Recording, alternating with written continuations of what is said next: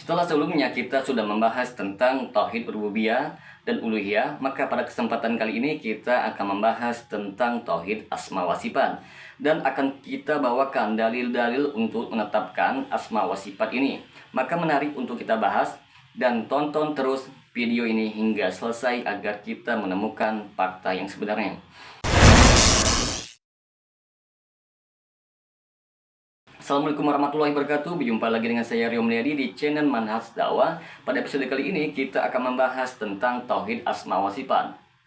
Tauhid asma wa sifat adalah berkeyakinan dengan keyakinan yang pasti tentang nama-nama Allah, sifat-sifat dan perbuatan-perbuatannya yang termuat dalam Al-Quran dan As-Sunnah tanpa merubah-rubah atau menolak atau menanyakan bagaimana hakikat atau menyerupakan dengan makhluknya. Dalil tentang tauhid asma wa sifat ini adalah firman Allah Subhanahu wa taala. Katakanlah, serulah Allah atau serulah Ar-Rahman dengan nama yang mana saja kamu seru. Dia mempunyai asmaul husna, yaitu nama-nama yang terbaik. Quran surah Al-Isra ayat 110. Dan juga dalam firman-Nya, apakah kamu mengetahui ada seorang yang sama dengan dia? Quran surah Al-Maryam ayat 65. Dan juga dalam firman-Nya, dialah Allah, tidak ada Tuhan yang berhak disembah melainkan Dia. Dia mempunyai asmaul husna, nama-nama yang baik. Quran surah Toha ayat 8. Juga disebutkan di dalam firman-Nya, tidak ada sesuatu pun yang serupa dengan Dia. Dan Dialah yang maha mendengar lagi maha melihat. Quran surah Asy-Syura ayat 11.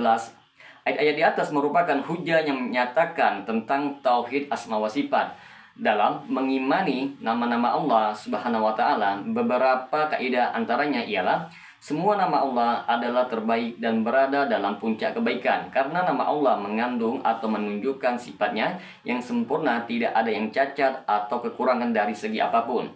Seperti Al-Hayyu, yaitu yang maha hidup, salah satu dari nama Allah yang mengandung arti bahwa Allah hidup secara mutlak, tidak didahului atau ketiadaan dan tidak pula berakhir dengan kebinasaan.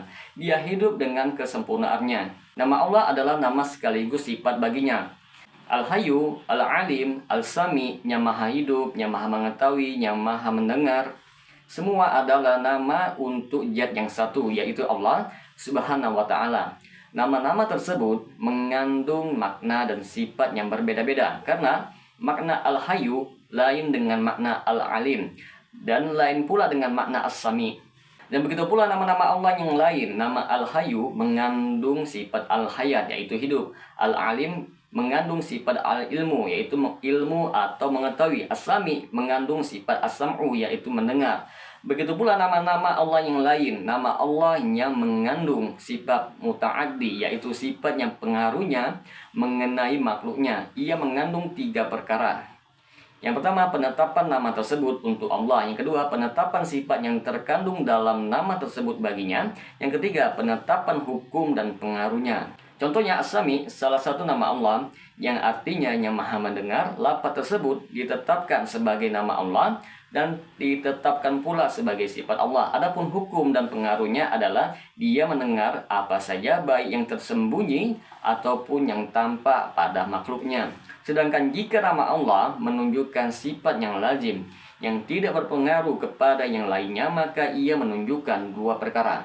Penetapan nama baginya dan penetapan sifat yang terkandung dalam nama tersebut untuknya.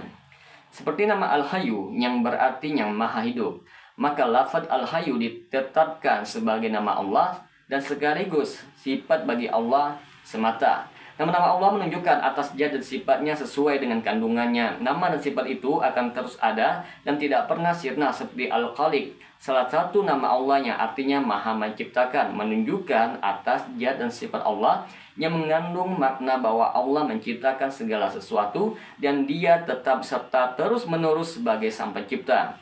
Nama-nama Allah semuanya harus diambil dari Al-Quran dan As-Sunnah.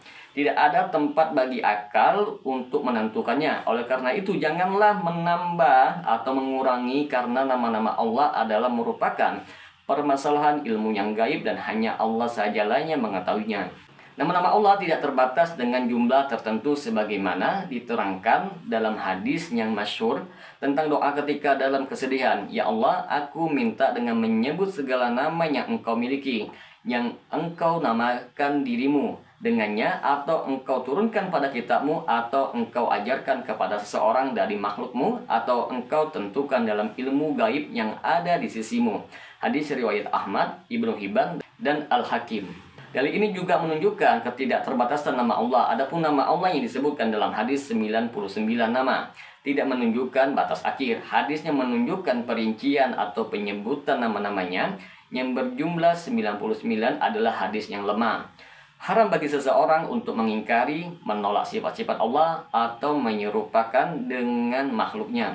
Tentang masalah sifat-sifat Allah, Ahlus Sunnah wal Jamaah mengimaninya tanpa merubah, yaitu tahrif, mengingkari taktil, menanyakan bagaimananya takyib, dan tidak pula menyerupakannya tasbih dengan sifat makhluknya.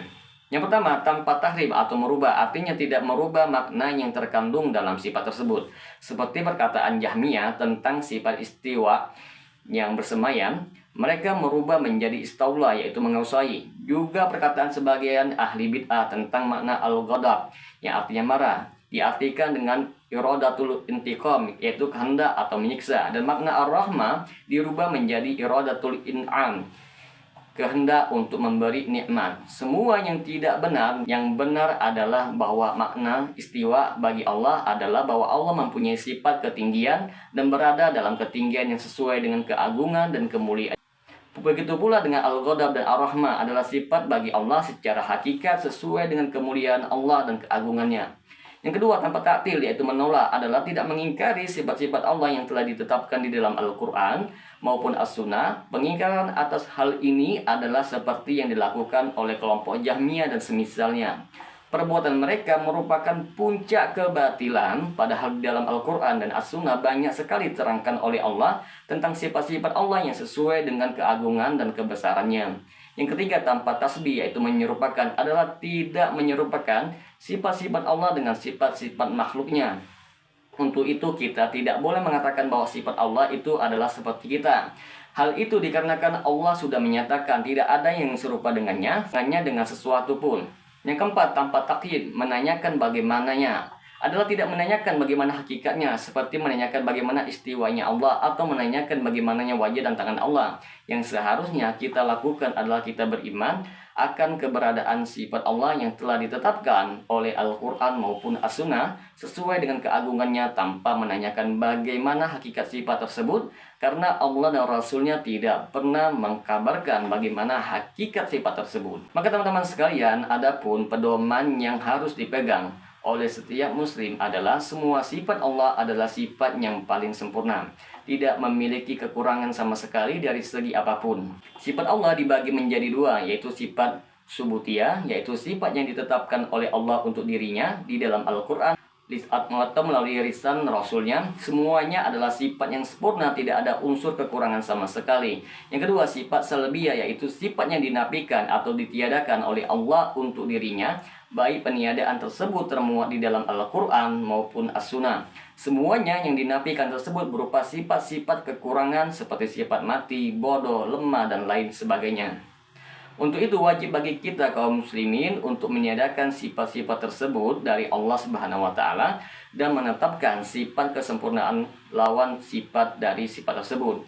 Semua sifat Allah harus berasal dari Allah dan Rasulnya. Tidak ada tempat bagi akal untuk menentukannya. Dari dalil-dalil pada pembagian di atas dapat diketahui oleh siapa saja tentang kebenaran pembagian tauhid menjadi tiga, yaitu tauhid rububiyah, uluhiyah, dan tauhid asma wa sifat. Orang yang mengingkari pembagian tauhid ini adalah orang yang mengingkari sesuatu tanpa ilmu dan berbicara atas nama Allah tanpa didasari ilmu. Karena orang yang mempunyai ilmu sedikit saja dari kalangan al-sunnah wal jamaah di mana saja ia berada dan kapanpun saja, mesti akan mengetahui kebenaran pembagian tersebut. Seseorang tidak dikatakan beriman kalau ia tidak mengimani tiga macam tauhid di atas.